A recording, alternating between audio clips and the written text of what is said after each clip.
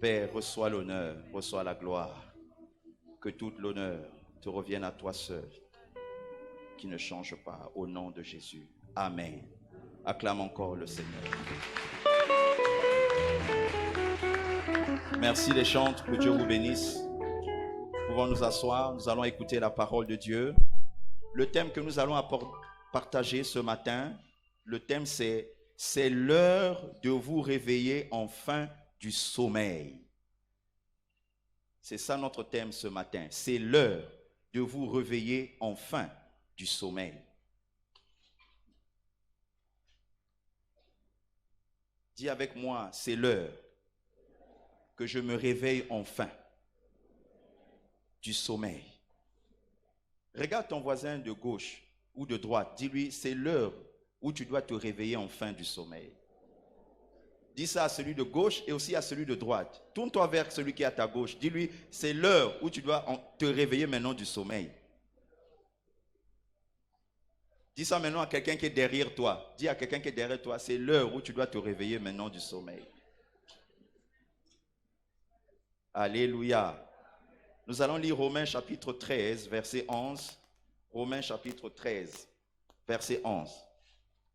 Romains 13, verset 11. La Bible dit dans Romains 13, verset 11, si tu as trouvé, est-ce que tu as trouvé? Nous allons lire quelques textes bibliques, il faut que tu sois prompt à lire avec moi, ça va t'aider à comprendre ce que nous partageons ce matin. Romains 13, verset 11, la Bible dit, levons-nous, lisons la parole de Dieu. La Bible dit, cela importe, d'autant plus que vous savez en quel temps nous sommes. C'est l'heure de vous réveiller enfin du sommeil, car maintenant le salut est plus près. Le salut est plus près de nous que lorsque nous avons cru. Amen. Tu peux t'asseoir. Qui parmi nous ici s'est déjà retrouvé dans une situation où on a été obligé de le réveiller le matin pour aller à son rendez-vous ou aller à l'école ou aller faire son activité ou aller au travail? On t'a réveillé, il fallait qu'on te réveille, sinon tu n'allais jamais te lever. Qui s'est déjà retrouvé dans cette situation? Ah, je vois qu'il y a beaucoup de gens. Amen.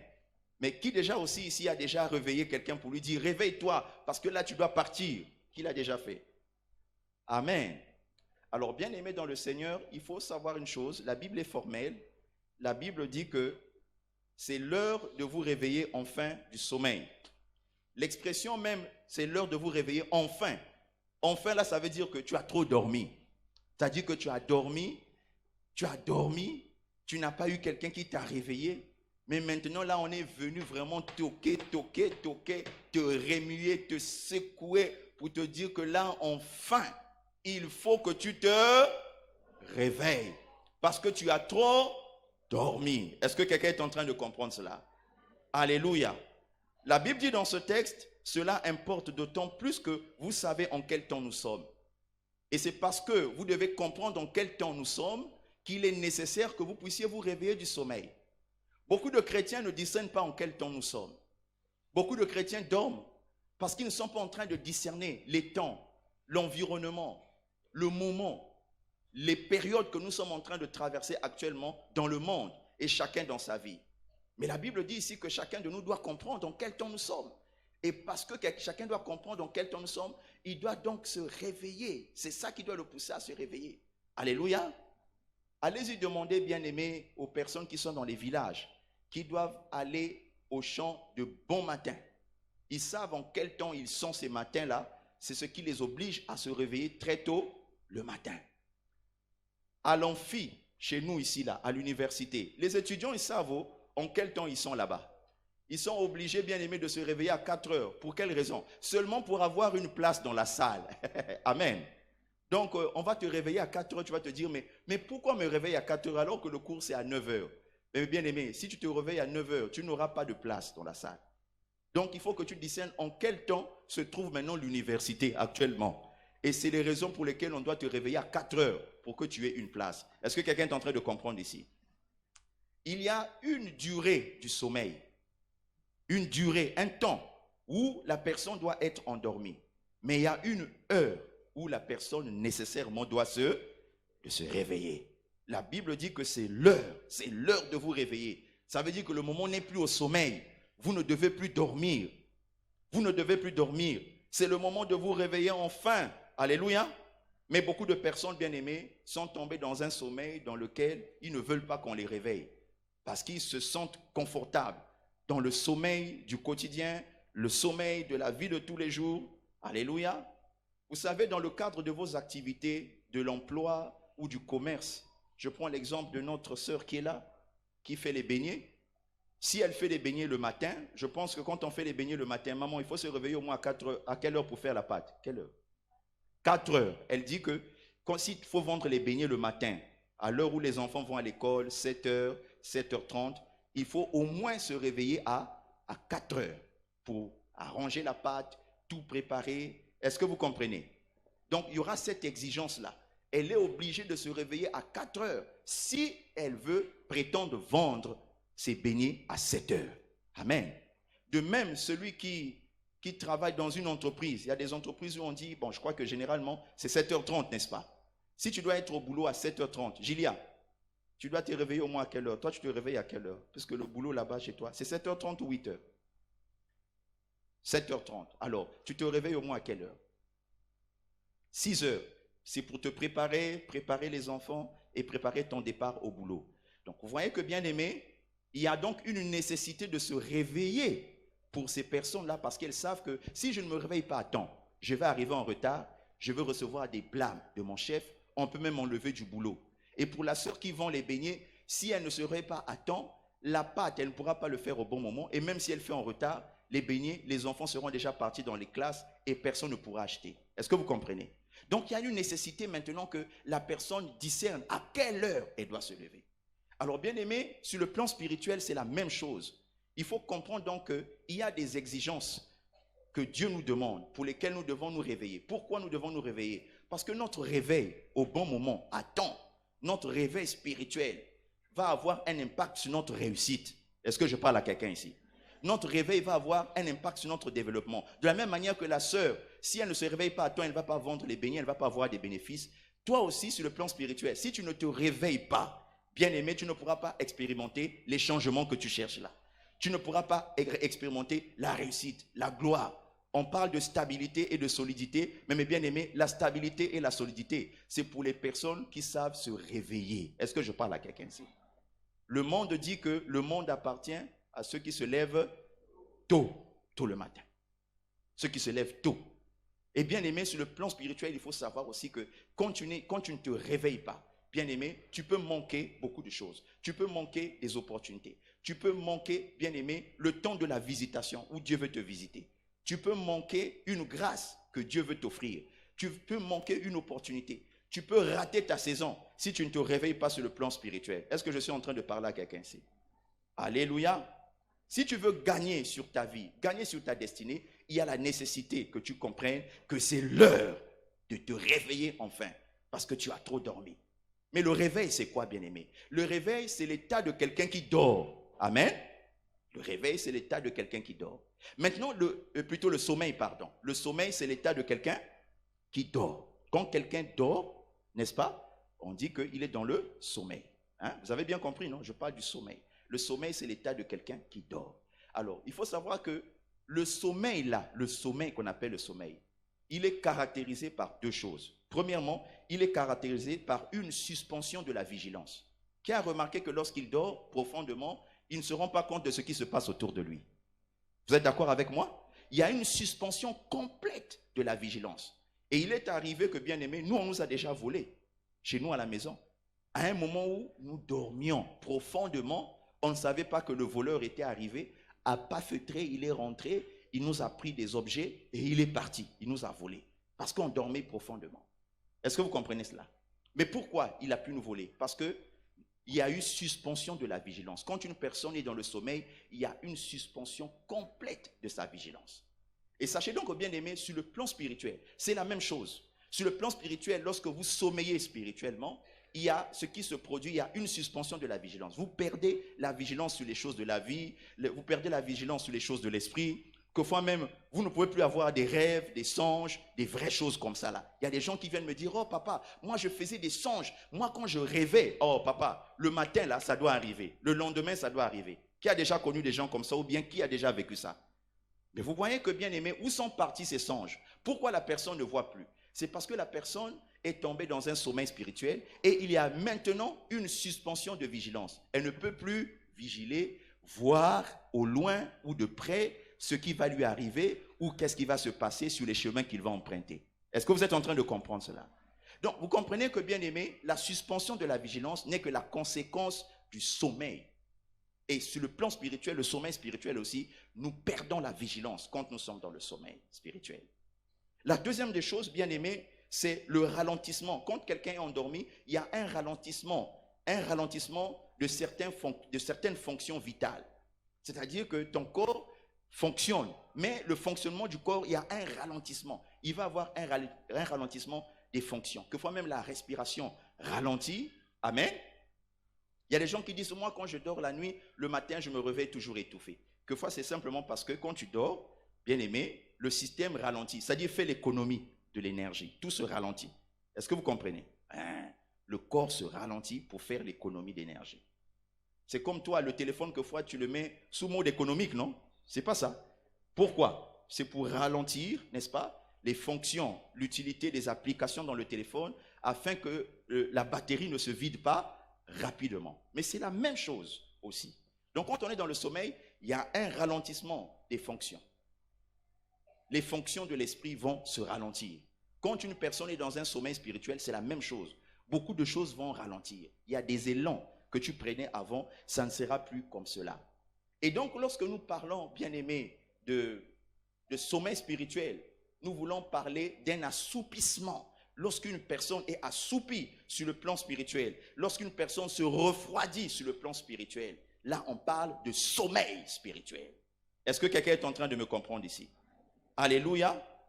Et aujourd'hui, bien aimé, il y a beaucoup de gens dans les églises qui dorment.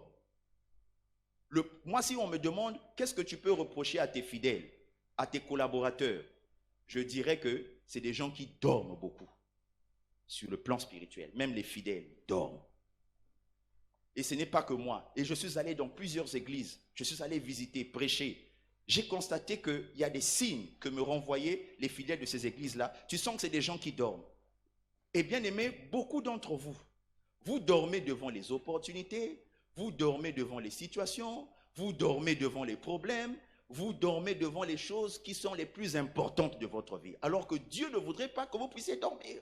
Il dit que c'est l'heure maintenant de vous réveiller, mais vous dormez. Vous dormez. Comment se fait-il que, bien-aimé dans le Seigneur, toi tu as étudié, tu as des diplômes, mais tu dors avec tes diplômes à la maison, avec tes CV à la maison, tu ne vas pas chercher le boulot, tu dors. Et tu es surpris de voir que le voisin est en train de partir le matin au travail à 7h. Tu dis, oh, mais lui là, il était ici chômeur, il va où? Tu vas où? Non, je vais au boulot. Oh, mais comment tu as fait pour avoir le boulot? Mais oui, lui, il ne dormait pas. Est-ce que vous comprenez, bien aimé? Avec ses diplômes et ses CV, il est resté éveillé pour aller chercher, éveillé pour trouver une opportunité. Nous dormons. Il y a quelquefois des opportunités, bien aimées, que nous publions sur la plateforme de l'église. Nous publions des opportunités d'emploi, de ceci, mais les gens dorment. Je me souviens combien de fois, par le biais de Papa Ogi, nous avons publié des opportunités sur la plateforme de l'église. Mais très peu de personnes étaient intéressées par ça. Parce que quoi? Les fidèles, ils dorment. Tout ce qu'ils aiment, c'est les TikTok. Des vidéos où tu vois quelqu'un en train de rire. Après, on fait un rire. Et vous êtes content. Ça vous plaît. Mais les trucs qu'on publie sur les opportunités, l'emploi, comment aller loin, même des formations, vous dormez, vous ne saisissez pas l'opportunité. Mais comment vous allez vous réveiller et entrer dans la gloire, dans la stabilité si vous dormez? Vous dormez surtout. Sur les opportunités, vous dormez. Sur propre votre santé, vous dormez. Tu as mal quelque part. Ou bien tu as souvent des vertiges. Mais bien aimé, les vertiges là qui reviennent souvent, ça signifie que tu dois faire quoi? Il faut aller voir un médecin. Je peux te dire, il faut aller voir un médecin. Mais toi, tu es là, tu as des vertiges, tu dis, non, je me repose un peu, j'ai des vertiges. Tu te reposes un peu. Allez, dès que tu te sens un peu bien, te voilà parti. Non, ça va maintenant. Mais comment les vertiges? Non, c'est fini. C'est fini, mais est-ce que tu as traité le mal? Tu n'as pas traité le mal. Le mal est toujours là. Il faut aller consulter un médecin. Et tu dors sur tes problèmes de santé. Et après, quand ça va dégénérer, tu vas te retrouver en réanimation ou bien aux urgences. Et on va maintenant chercher les pasteurs. Tous les pasteurs de Brazzaville, les Mbikou disent, venez prier parce que moi ici, je commence à mourir. Mais pourquoi tu as dormi avec cette maladie-là? Tu as une douleur quelque part. Mais va voir un médecin. À la limite même, va voir ton pasteur pour lui dire que j'ai une douleur. Le pasteur peut te dire objectivement, on prie. Ou bien, va à l'hôpital. Est-ce que vous comprenez ça, bien-aimé? Si vous dormez sur les questions de votre santé, vous allez mourir. Vous allez mourir. Tu as des maux de tête qui se répètent souvent, mais tu continues à garder ça. Vous savez que quelqu'un un jour avait des maux de tête qui se répétaient, qui se répétaient, qui se répétaient. Il disait, ah, moi mes maux de tête là vraiment, j'ai des maux de tête chroniques.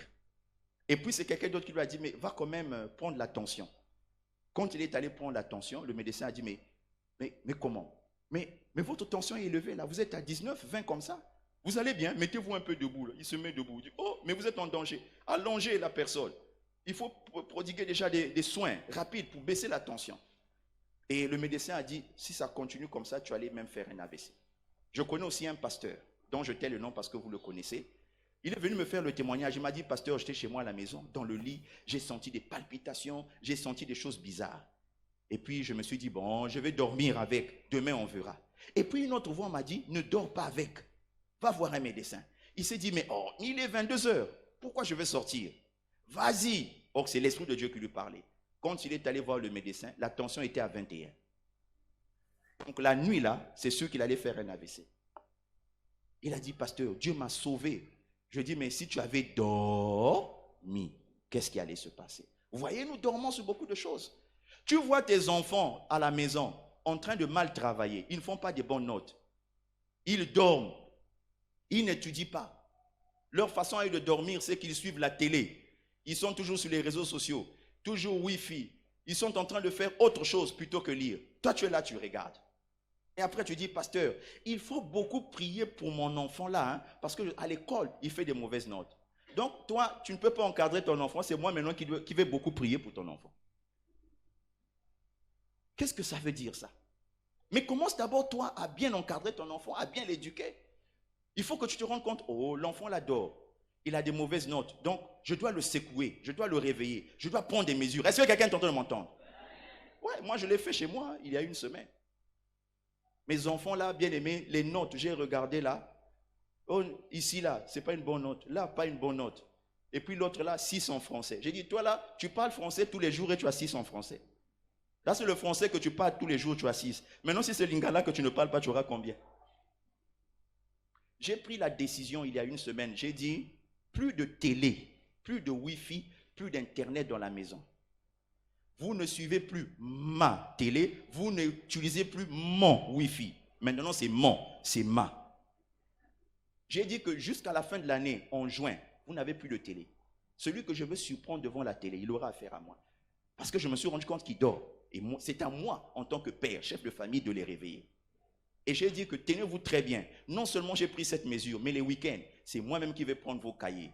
Et je vais regarder si vous lisez. Et on verra qui ne lira pas.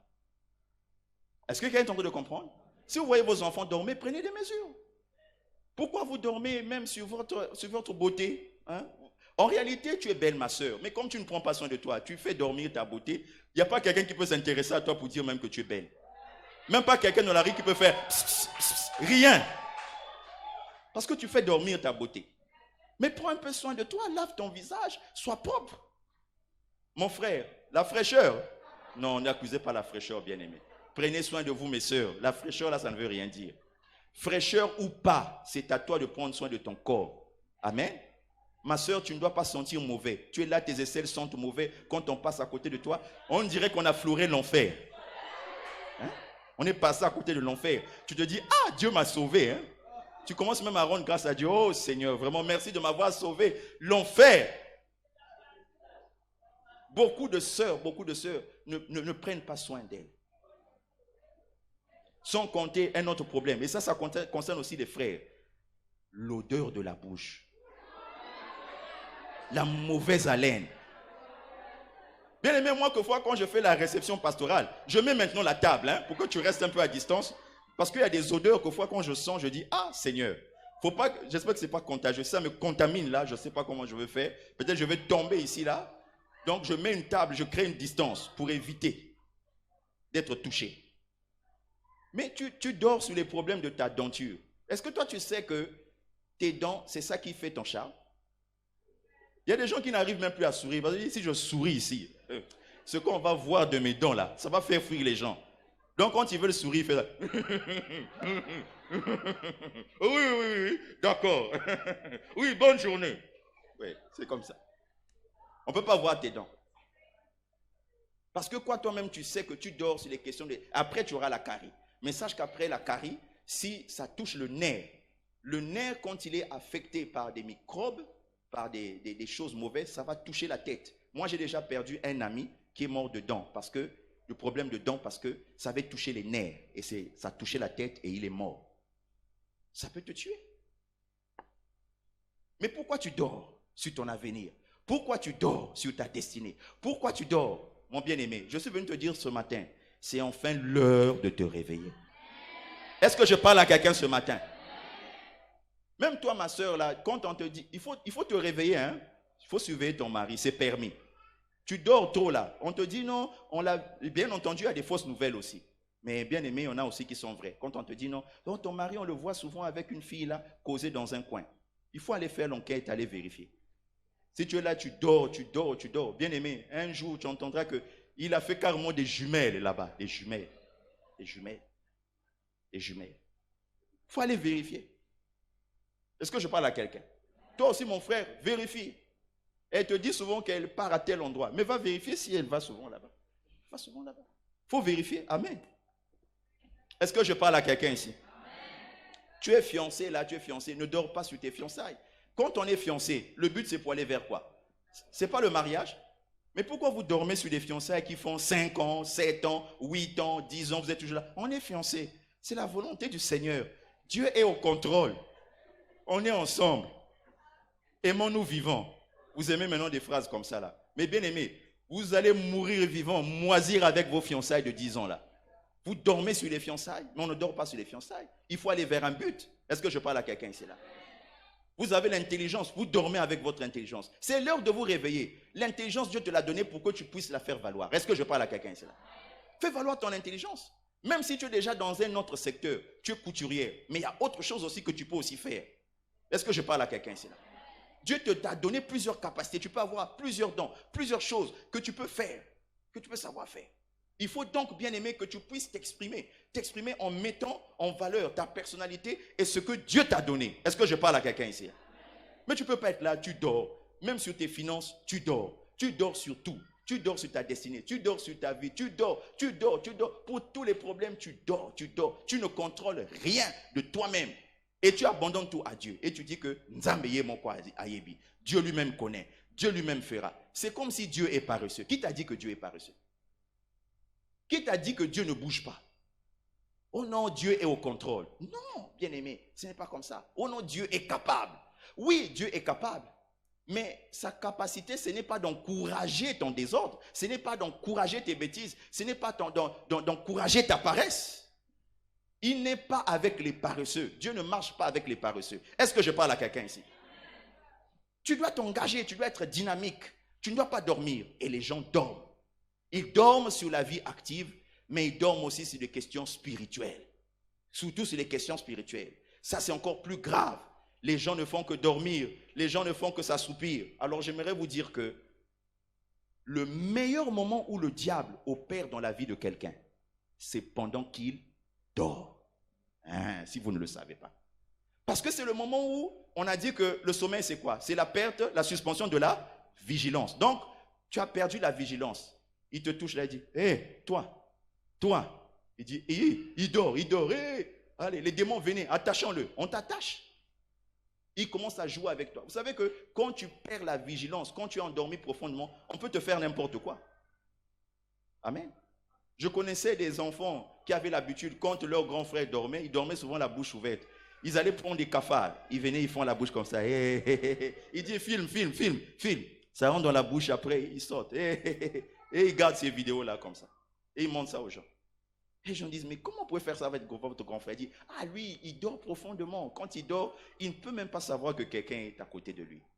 Quand tu dors profondément, on peut te faire n'importe quoi sur le plan spirituel. Et le diable, il opère dans les vies des gens quand ils se livrent à un profond sommeil spirituel. Lorsque la Bible dit dans Jean 10, que le diable, que le voleur ne vient que pour dérober, égorger et détruire. Ce travail-là, il le fait pendant que nous dormons sur le plan spirituel. Est-ce que ce n'est pas vrai que les voleurs volent la nuit? Ah. Mais donc, quand le voleur vient pour dérober ta santé, dérober ta destinée, te voler ce qui est à toi, mais c'est pendant que tu dors sur le plan spirituel. Quand tu dors sur le plan spirituel, tu es vulnérable, tu es exposé. Tu ne peux plus rien faire. Ta vigilance est suspendue. Amen. Tes fonctions vitales, spirituelles ralentissent. Et lui, il se dit, c'est le bon moment de l'attaquer. Quand une fonction vitale ralentit, bien aimé, on peut faire n'importe quoi à quelqu'un. J'ai suivi ce qui s'est passé à Dolisie, là. Il y a 2 jeunes filles, une de 22 ans, l'autre de 17 ans. Qui a suivi ça? Ils sont allés dans un truc où on fait, comment on appelle ça? Salle de jeu. Ils ont emmené une bouteille de bière. Ils ont choisi la boisson que le gars aime. Ils ont empoisonné la boisson dans l'espoir que quand il allait boire, il allait s'assoupir et ils allaient lui dérober tout son argent. Mais bien aimé, il a bu. Bien aimé, il a lutté contre le sommeil. Ah, bien aimé, il a lutté. Et comme il ne s'assoupissait pas, ils attendaient. Ils ont dit, bon, avant que les gens viennent nous surprendre, on passe à la vitesse supérieure. Ils ont pris maintenant des cordes pour l'attacher au cou, les pieds, pour le neutraliser complètement et prendre l'argent. Vous avez suivi ça, non? Ben oui. Donc, bien aimé, il suffisait que, sous l'effet de ce qu'on lui a donné, qu'il s'assoupisse, qu'on prenne tout. Donc, vous voyez que l'ennemi opère aussi comme ça. Il cherche un moyen que tu puisses t'assoupir, que tu rentres dans un sommeil spirituel. Et c'est ce moment-là qu'il va te voler tes bénédictions. Pourquoi tes choses ne marchent pas? Mais parce que tu es dans un sommeil spirituel. Tu es toujours là, non, moi je ne comprends pas, Dieu ne m'aime pas, Dieu t'aime. Mais le problème c'est que quand Dieu, il envoie ses anges pour te donner les cadeaux de ta destinée, on vient te trouver endormi, on fait quoi? On repart avec. Est-ce que quelqu'un est en train de comprendre ici? Les anges viennent, ils emmènent ta bénédiction, ils te trouvent endormi, ils te bougent là, ils disent si on laisse ça là, l'ennemi va passer, il va prendre. Bon, pour ne pas que ça tombe entre les mains de l'ennemi, on fait quoi? On repart avec. Le temps qu'il va se réveiller ou qu'elle va se réveiller, on reviendra pour voir si on peut lui donner cette bénédiction. Donc il y a des choses que nous ratons, il y a des stabilités dans lesquelles nous n'entrons pas, il y a une instabilité dans notre vie parce que, bien aimé, nous dormons sur le plan spirituel. Nous n'arrivons pas à atteindre la solidité et la stabilité à cause du sommeil spirituel. Et trop de gens sont en train de dormir. L'ennemi en profite. Sachez que, bien aimé, l'ennemi est là. L'ennemi est réel. L'ennemi travaille pour détruire les bénédictions des enfants de Dieu. Mais l'enfant de Dieu qui va rester éveillé, qui ne va pas dormir, c'est celui-là qui va vaincre l'ennemi. Oh, donne-moi un bon amen. La Bible dit, résistez au diable. Et il fera quoi? Il fuira loin de vous. Mais comment résister au diable? Une des façons de résister au diable, mais c'est de rester éveillé, c'est de ne pas dormir. Amen. Pourquoi on met des vigiles dans les maisons? C'est pour qu'ils veillent sur des maisons. Eux, ils restent éveillés pour voir d'où viendra l'ennemi afin de le neutraliser. Bien aimé, quelquefois, tu es la sentinelle de ta propre vie, de ta destinée. La maison que la sentinelle garde là, c'est comme ta vie. Tu dois être toi-même le vigile. On a dit que quand on est dans le sommeil, la vigilance est suspendue. Mais bien aimé, tu ne dois pas suspendre la vigilance. Tu dois rester éveillé pour garder la maison de ta vie, pour garder tes bénédictions, pour attendre et voir comment l'Éternel va agir en ta faveur. Est-ce que je suis en train de parler à quelqu'un ici? Tu dois cesser de dormir. Tu dois arrêter avec le sommeil. Je vais te donner quelques signes du sommeil spirituel qui montrent qu'une personne est dans un sommeil spirituel. Le sommeil spirituel, il est plus grave que le sommeil naturel. Le sommeil spirituel, bien aimé. Oh, les gens qui ont l'habitude de dire non, je fais des rêves, des maris de nuit. Mais comment ils sont arrivés chez toi, là, dans la nuit, à te faire ce qu'ils te font là? C'est parce que tu es dans un sommeil spirituel, c'est pourquoi ils peuvent te faire ça. Non, quand je dors, il y a des gens qui viennent me donner à manger. Quand je refuse, ils me forcent. Ils me nourrissent même. Ils me font manger cette nourriture. C'est parce que tu es dans un sommeil spirituel. Ils se disent qu'on peut faire de lui, on peut faire d'elle ce que l'on veut. Est-ce que vous comprenez ça, bien-aimé? Mais c'est à toi de sortir de ce sommeil spirituel. Tu dois sortir du sommeil spirituel. Tu dois sortir du sommeil spirituel. Alors dis à ton voisin, tu dois sortir du sommeil spirituel. Dis ça à ton voisin de gauche et de droite. Tu dois sortir du sommeil spirituel. Dis-lui maintenant, arrête de dormir, arrête de dormir, arrête de dormir. arrête de dormir, arrête de dormir. Dis-lui, arrête de dormir sur ta vie et arrête de dormir sur ta vie, arrête de dormir sur ta vie. Dis-lui maintenant, ne dors plus. Influence le même. Regarde, tu dis, ne dors plus. Ne dors plus. Dis-lui maintenant, tu as trop dormi, arrête maintenant, arrête. Tu as trop dormi, arrête. Tu as trop dormi. Tu as trop dormi. On te trompe à tout moment. On te trompe à tout moment. Sentimentalement, on te trompe. Financièrement, on te trompe. Socialement, on te trompe. Spirituellement, les faux prophètes te trompent. Dans la rue, on te trompe.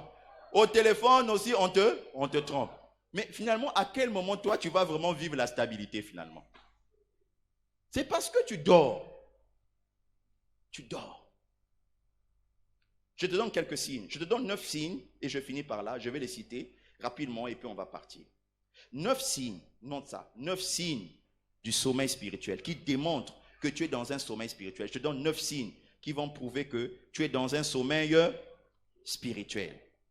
Premier signe qui montre que tu es dans un sommeil spirituel. On a parlé de la suspension de la vigilance. Eh bien, c'est la perte de la vigilance. Le premier signe, c'est la perte de la vigilance. Notez à côté Matthieu 26, verset 41. Matthieu 26, verset 41. Matthieu 26, verset 41. La perte de la vigilance. Je lis Matthieu 26, verset 41. La Bible dit là-dedans, « Veillez et priez, afin que vous ne tombez pas dans la tentation. L'esprit est bien disposé, mais la chair est faible. » La Bible dit, veillez. Veillez, ça veut dire restez vigilant, restez vigilant. Soyez vigilant. Kola laté, soyez vigilant. Amen. Soyez vigilant, soyez vigilant. Amen. Beaucoup obéta cop, obéti cop, il faut avoir les yeux ouverts pour demander, mais cop en gros, fout à combien? Amen. Est-ce que vous comprenez? Il ne faut pas dormir, il faut être vigilant. Il faut être vigilant. Veillez, veillez. Et il y a des gens qui ne veillent plus. Veiller, c'est regarder avec attention. Veiller, c'est contrôler. Veiller, c'est gérer. Veiller, c'est avoir le regard sur la question. Veiller, c'est regarder au loin, mais regarder aussi de près. Veiller, bien-aimé, c'est bien noter les choses. Est-ce que vous comprenez, bien-aimé? Vous devez être capable de veiller sur votre vie. Être capable de veiller sur la vie de vos enfants. Être capable de veiller sur votre santé. Être capable de veiller sur votre destinée spirituelle. Être capable de veiller même sur les prophéties de Dieu par rapport à votre vie. Être capable de veiller sur toutes choses autour de vous. Soyez vigilants, soyez vigilants. Si vous n'êtes pas vigilant, quelqu'un d'autre prendra votre place. Est-ce que vous comprenez ça? Vous avez été destiné à quelque chose, mais quelqu'un d'autre qui est plus vigilant que vous, il va prendre votre place. Est-ce que quelqu'un est en train de comprendre? L'absence de vigilance, bien-aimé, détruit les vies de beaucoup de gens. Beaucoup de gens. L'absence de vigilance. Mais bien-aimé, sois vigilant. Ma soeur, mon frère, tu rentres en fiançailles avec quelqu'un, mais ne couche pas avec cette personne-là. Je te déconseille. Parce que tu ne connais pas l'état sérologique de cette personne. Tu ne connais pas s'il est malade, de quelle maladie ou pas. Tu vas là-bas ngoulou et tu tombes malade. Tu fais comment? L'expression locale, c'est ngoulou. Ça veut dire tu vas en désordre, tu vas comme ça, tu te livres. Et tu tombes malade. Tu fais comment? Tu vas donner la faute à qui? À Dieu. Tu vas dire non, Seigneur, il fallait me parler. Mais c'est à toi d'être vigilant. Il faut mettre des bases. Tu dis que moi, je ne peux pas coucher avec toi, tant qu'on n'est pas marié, mais en plus, avant de se marier, on fait les examens. Je dois savoir quel est ton état sérologique. Je ne peux pas aller avec toi comme ça. Oh, dites amen. Non, juste, on ne va pas coucher, mais on va seulement s'embrasser. Mais est-ce que tu sais que la méningite se communique par la salive? Tu vas avoir la méningite gratuitement et tu vas mourir. L'hépatite B aussi. L'hépatite B, tu vas avoir l'hépatite. Et ta vie va patiner, ta santé va patiner. Et tu vas mourir. Ça tue l'hépatite B. Vous vous rendez compte? Vous embrassez n'importe qui et tout ça. Tu es là dans les coins de rue, dans un coin, dans l'obscurité, en train de manger les lèvres du frère ou de la soeur. Mais c'est n'importe quoi. Vous ne pouvez pas faire ça, bien-aimé. Quand vous êtes enfant de Dieu, la Bible vous interdit de faire de telles choses. Est-ce que je parle à quelqu'un ici là? Vous allez mourir bêtement. Vous devez arrêter ça, bien-aimé. Soyez vigilants sur votre destinée. Soyez vigilants sur votre santé. Même quand tu vas à la boutique, quand tu achètes le pain beurré pâté, c'est toi qui as l'habitude de dire non, tu n'as pas mis beaucoup de beurre. Mais pourquoi tu fais la vigilance sur le pain et tu ne fais pas la vigilance sur tes problèmes de santé sexuelle, mentale, sociale et tout? Pourquoi tu ne vigiles pas là-bas? Toi, c'est seulement le pain et le beurre? Il faut être vigilant sur tout. Est-ce que je parle à quelqu'un ici? Ne négligez rien, bien-aimé, ne négligez rien. Ne négligez rien. Rien. Rien. Absolument rien. Soyez vigilants. La Bible dit veillez et priez afin de ne pas tomber dans la tentation. Parce que le problème donc de la vigilance, c'est quoi? Si tu ne veilles pas, tu vas tomber dans la tentation. Les gens pourront te séduire, te tenter. Tu vas tomber dans la tentation. Quand la tentation, tu tombes là-dedans, ça veut dire que c'est fait pour que ça te conduise à la mort. Eh bien aimé, ouvrez les yeux. Ce n'est pas parce que tu es en détresse de mariage, l'âge est passé, que vous devez faire n'importe quoi de votre âge, de votre santé ou de votre destinée. Je ne sais pas quoi. Mais soyez vigilants, bien aimé. Soyez vigilants. Même quand vous mangez là, soyez vigilants. Tu as déjà mangé, lundi tu as mangé les côtes, mardi tu as mangé les côtes, mercredi tu as mangé les côtes, jeudi, vendredi, samedi, dimanche, toute la semaine, tous les jours tu as mangé les côtes. Est-ce que toi-même tu trouves que c'est normal? Mais sois vigilant. Après tu es étonné, non, j'ai maintenant mal ici. Oh, je sens, on dirait que les pieds là sont en train de gonfler. Oh, je sens, j'ai la goutte. Mais la goutte ne vient pas dans ton pied de façon imaginaire. Les gens disent, mais non, et ça goutte, il y a kindo qui va boire, qui est là, qui est. Va boire, qui est goutte. Ta goutte à toi là, c'est parce que tu es glouton. Tu aimes trop manger la viande et c'est ça qui a provoqué ça. Il ne faut pas accuser les sorciers. Tu n'es pas vigilant sur ta santé et sur ton alimentation. Oh, quelqu'un est en train de m'écouter ce matin. Est-ce que je parle à quelqu'un ce matin? Deuxième chose, bien aimé, qui montre que tu dors, des signes de sommeil spirituel, c'est le ralentissement de la fonction vitale de la prière. Le ralentissement de la fonction vitale de la prière. Nous avons dit que le sommeil, une des choses qui caractérise le sommeil, c'est le ralentissement des fonctions de vitalité. Et sachez aussi que, bien aimé, la prière est la fonction vitale de ton esprit. Est-ce que tu comprends ça? Si tu ne pries pas, bien aimé, si tu n'as pas une vie de prière, c'est ton arrêt de mort que tu es en train de signer. La Bible dit ceci, 1 Thessaloniciens chapitre 5 verset 17. 1 Thessaloniciens chapitre 5 verset 17. La Bible dit prier. La Bible dit prier comment? Sans cesse. Pourquoi il a dit prier sans cesse? Il a voulu dire que la cessation de la prière est fatale. Si tu cesses de prier, il peut se produire quelque chose. Si tu arrêtes de prier, 1 Thessaloniciens 5 verset 17. La Bible veut dire dans ce texte que si tu arrêtes de prier, il va se produire de mauvaises choses. Si tu cesses de prier, ta vie peut être détruite. Si, bien aimé, la parole de Dieu est la nourriture spirituelle ou la nourriture de notre esprit, sachez alors que la prière est la respiration spirituelle du croyant. Est-ce que quelqu'un comprend? Donc, si tu arrêtes de prier, tu es en train de cesser de respirer sur le plan spirituel. Il y a des gens qui disent, papa, je sens que ma vie est étouffée sur le plan spirituel et même organisationnel, je suis étouffé. Mais l'étouffement là, c'est parce que tu n'aimes pas prier. C'est d'abord à cause de ça. Ce n'est pas d'abord dans le corps, c'est d'abord spirituel. Ça, tu es étouffé parce que tu n'aimes pas la prière. La prière est une fonction vitale. Vous devez aimer la prière. Si vous n'aimez pas la prière, comment vous allez expérimenter les victoires? Comment vous allez expérimenter les changements? Puisque la prière, c'est le moyen par lequel on communique avec Dieu. Il y a un chant qu'on disait à l'école de dimanche. J'ai un petit téléphone, c'est la prière qui va de la terre jusqu'au ciel de Dieu. Encore, j'ai un petit téléphone, la prière qui va de la terre jusqu'au ciel de Dieu. Bien-aimé, tu as gardé ton téléphone physique, mais ton téléphone spirituel, tu l'as jeté sous le lit. Maintenant, dis-moi, comment toi tu fais pour être en communion avec le Seigneur?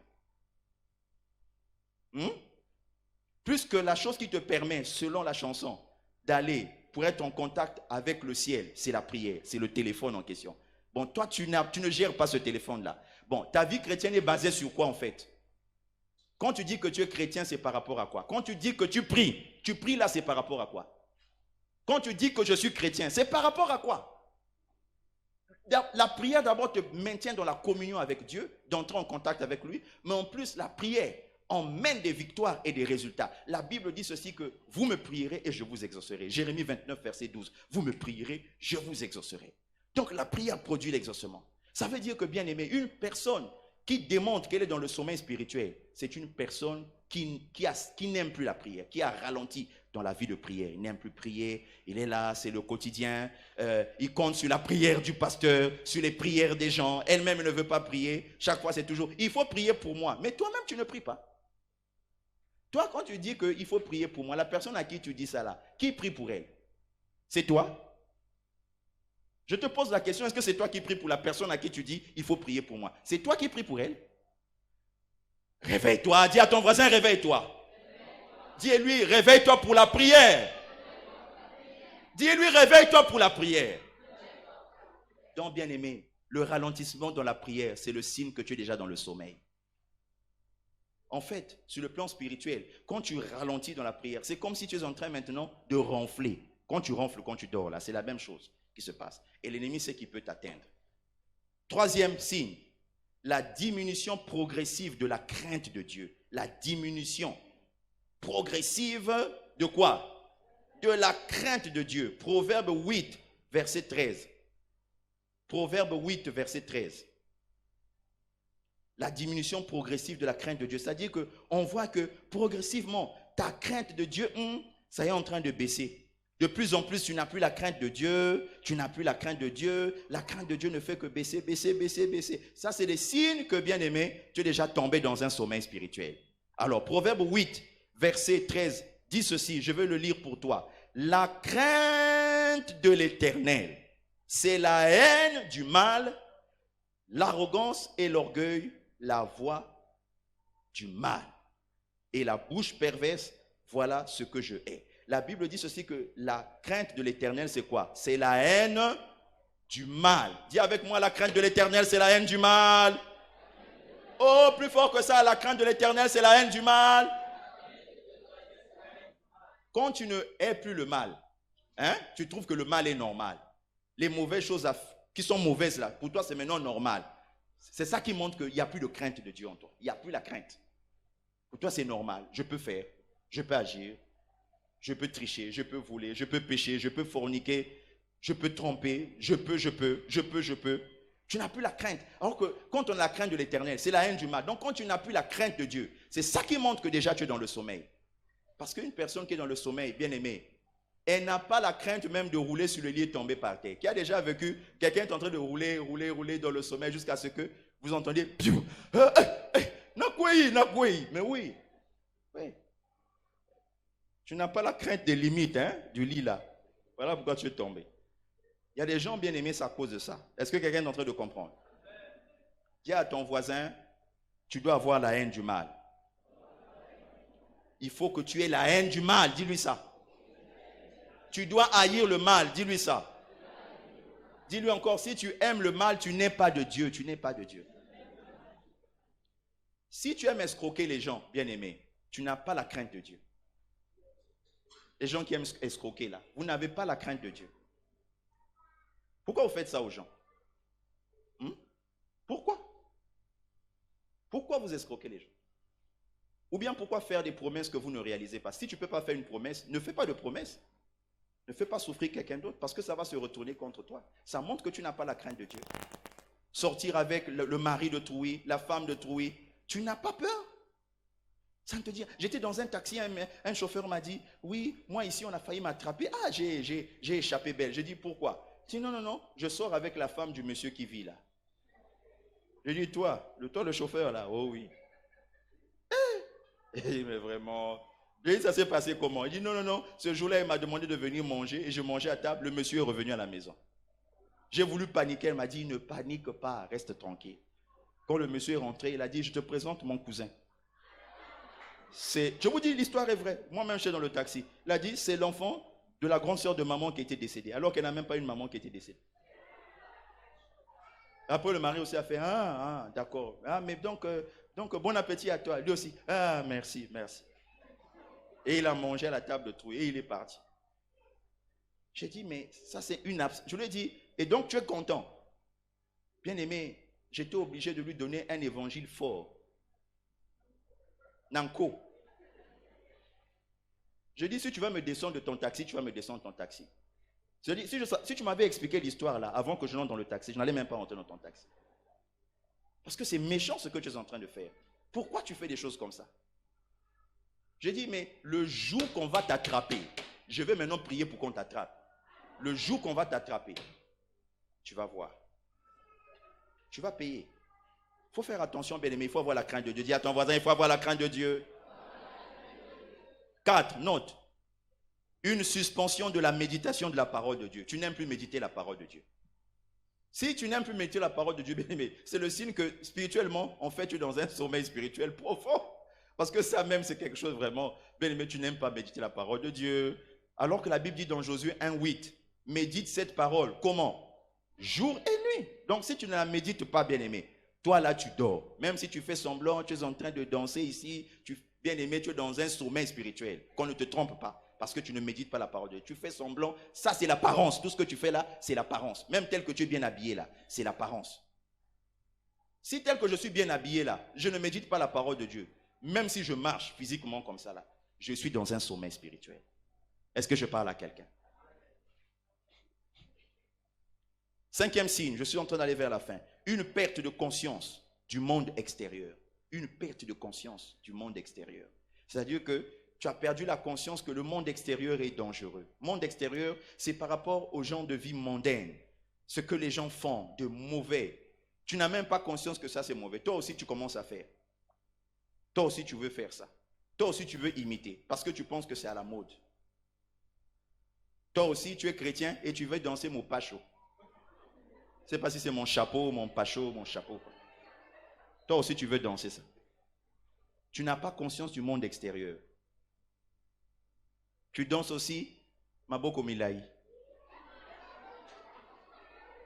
Hein, aux autres, c'est quand au Kani Singa Naibi Makamboyo, ça l'a raté.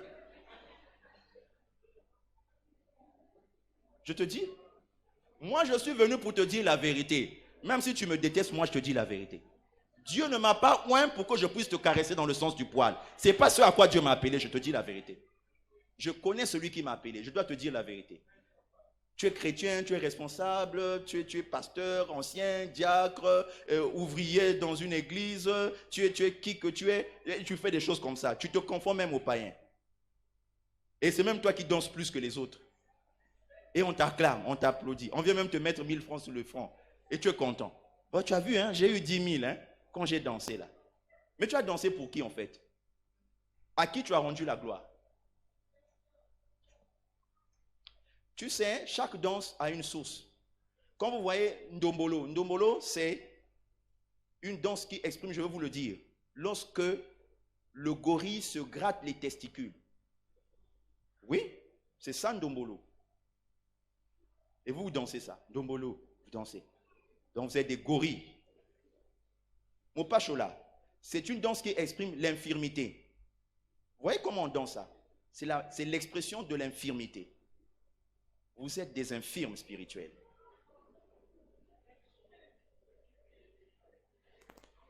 Ne dansez pas ça. J'interdis à mes fidèles. Allez dire ça à qui vous voulez. Le pasteur là, il est mauvais. Moi, j'interdis. Si tu es mon fidèle et que je suis ton pasteur, moi, je t'interdis de danser ça. Sauf si je ne suis pas ton pasteur, tu peux aller danser. Fais ce que tu veux si tu n'es pas mon fidèle. Mais si tu es mon fidèle et que tu es sous mon autorité pastorale, moi, je t'interdis de danser ça. Est-ce que tu m'entends? Ouais.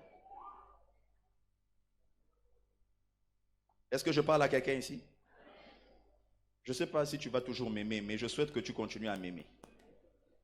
Donc, 1 Jean, et note le verset, la perte de conscience extérieure, du monde extérieur. 1 Jean chapitre 2, verset 16 à 17. Je vais vers la fin, note, on est déjà à la fin. Oh, aïe, aïe, je suis à la fin.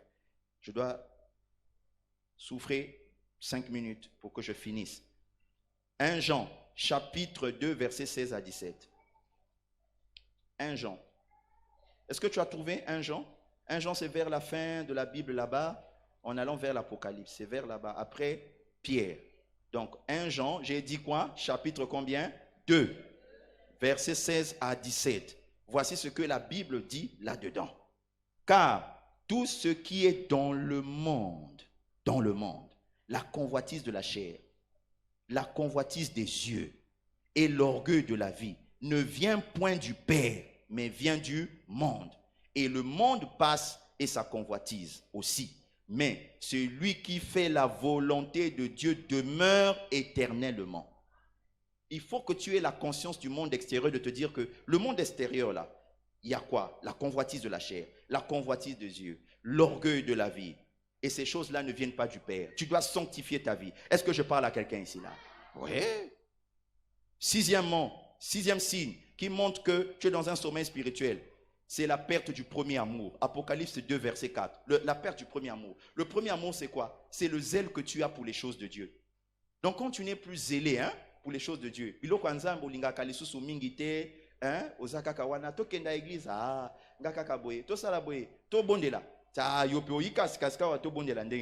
à peine que tu viens d'arriver là, compris. Suivons d'abord la télé dit.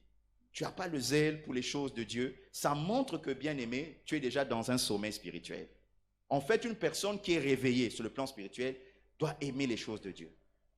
David a dit, j'ai de la joie quand on me dit, allons dans la maison de l'Éternel. Est-ce que je parle à quelqu'un ici? Quand on te dit, allons dans la maison de l'Éternel, tu dois te sentir encouragé par ça. Mais si cela ne t'encourage pas, tu as perdu ton premier amour. L'amour que tu avais au départ, quand tu as accepté le Christ, tu aimais le Seigneur, tu aimais la présence de Dieu, tu aimais, mais tu as perdu ça. Bien aimé, ça veut dire qu'il y a un problème. Ça montre que tu es dans le sommeil spirituel. Septièmement, note, l'isolement. Dis avec moi, l'isolement. L'isolement, bien aimé, c'est le fait qu'une personne n'aime plus le culte, il n'aime plus le milieu chrétien, il n'aime plus se rassembler avec les frères. Il y a des gens qui sont là comme ça. Il peut passer 1 semaine, 2 semaines, il ne vient pas à l'église et il trouve ça normal. Il est pour lui là en train de se balader, elle est là. Tu te balades, ma soeur, mon frère. Tu n'aimes pas le culte, tu n'aimes pas la présence de Dieu et tu es là, tu te balades comme ça. Tu t'isoles. Tu peux passer 1 mois, tu n'es jamais arrivé à l'église et ça ne te dit rien. Tu es calme. On t'appelle aussi. Comment tu vas? Non, non, non. Je vais bien, je vais bien. Ah, mais on ne te voit pas au culte. Oui, oui, oui, oui, oui, oui, oui, oui, oui, oui, oui, oui, oui, oui, oui. Le oui, oui, oui, là, toi-même, tu sais ce que tu as l'habitude de dire. L'isolement. Et ça, c'est ce qui s'est passé avec Adam et Ève. Dans Genèse, note ça, Genèse chapitre 3, verset 8 à 10. Genèse 3, verset 8 à 10, la Bible dit que le soir, quand le Seigneur est venu avec sa présence, chercher Adam et Ève se sont fait quoi? Ils se sont cachés. Ils s'isolaient. Ils fuyaient la présence de Dieu. Ils s'éloignaient de la présence de Dieu. Ils ne voulaient pas être avec Dieu. Ils ne voulaient pas être dans sa présence. Et le Seigneur a dit, mais pourquoi tu te caches? Oh non, parce que je suis nu. Oh, mais depuis quand tu sais que tu es nu? Mais d'habitude, quand tu viens devant moi, tu es nu en fait. Tu viens toujours ici nu. Mais en fait, ton problème c'est quoi? Il y a des signes de péché à l'intérieur de toi, dans ton caractère, dans ta personne, dans cet isolement-là. Il y a quelque chose qui ne va pas. Pourquoi tu t'isoles? Ça montre qu'il y a un sommeil spirituel. C'est pourquoi tu es en train de t'isoler. Vous ne remarquez pas que quand quelqu'un, vous êtes ensemble au salon, quand elle veut dormir, qu'est-ce qu'elle fait? Elle s'isole, non? Elle dit, bon, restez suivre la télé, moi je fais quoi? Je m'en vais dormir. La personne s'isole et va dormir. L'isolement. Bien aimé, si tu commences à t'isoler de la présence de Dieu, tu n'aimes pas les cultes de semaine, mardi, nous avons enseignement ici, mais moi je ne te vois jamais. Vendredi, nous avons aussi culte de prière ici. Je ne te vois jamais. Tu es toujours dans l'isolement. Et quant au dimanche, c'est un dimanche sur 4, tu apparais. Tu es dans l'isolement. Ça montre que tu es dans un sommeil spirituel. Même si tu fais semblant de donner l'impression que tu es un chrétien réveillé. Mais tu es dans le sommeil. Les gens ne comprennent même pas le sens du mot église de réveil. Mais quand tu es dans l'église de réveil, si c'est vrai, mais tu dois rester éveillé. Est-ce que je parle à quelqu'un ici? 8e chose, le déficit d'engagement. Le déficit d'engagement. C'est-à-dire que la personne ne veut pas s'engager dans les choses de Dieu. Tu peux lui proposer, est-ce que tu peux servir au protocole? Ah non, je ne veux pas. C'est qu'au fond le sommeil spirituel qui fait ça, que les gens ne veulent pas s'engager. Ou bien, tu es chantre, mais tu as disparu, on ne te voit plus. Le déficit d'engagement. Tantôt tu viens, tu chantes un peu, après tu disparais. Tantôt tu viens un jour, 2 jours, un dimanche, tu as fait le protocole, après on ne te voit plus. Tantôt tu étais là à la sécurité, tu as disparu. Tu ne veux pas t'engager. À la communication, on te voit un temps et tu disparais encore. Le déficit d'engagement, c'est le signe que, bien aimé, tu es dans un sommeil spirituel. Est-ce que quelqu'un m'écoute? Mettez à côté Romains 12, verset 11. Romains 12, verset 11. Je finis par, dernier élément, c'est l'esprit de justification. Dis avec moi l'esprit de justification. Quand tu es une personne qui aime toujours te justifier, ça montre que tu es endormi spirituellement. Les gens qui sont dans un sommeil spirituel se justifient toujours. Pourquoi tu n'étais pas au culte? Non, j'avais mal aux cheveux. Ah, mal aux cheveux aussi, c'est quelle maladie? J'avais mal aux cheveux. Mais pourquoi on ne te voit pas? Toujours une justification. Toujours une justification. Dimanche, on aura culte. Il faut être là à 9 h. Ah non, je ne serai pas là parce que moi, il y a ceci, il y a cela. Toujours une justification. Sache une chose, tes justifications sont l'expression de ton sommeil spirituel.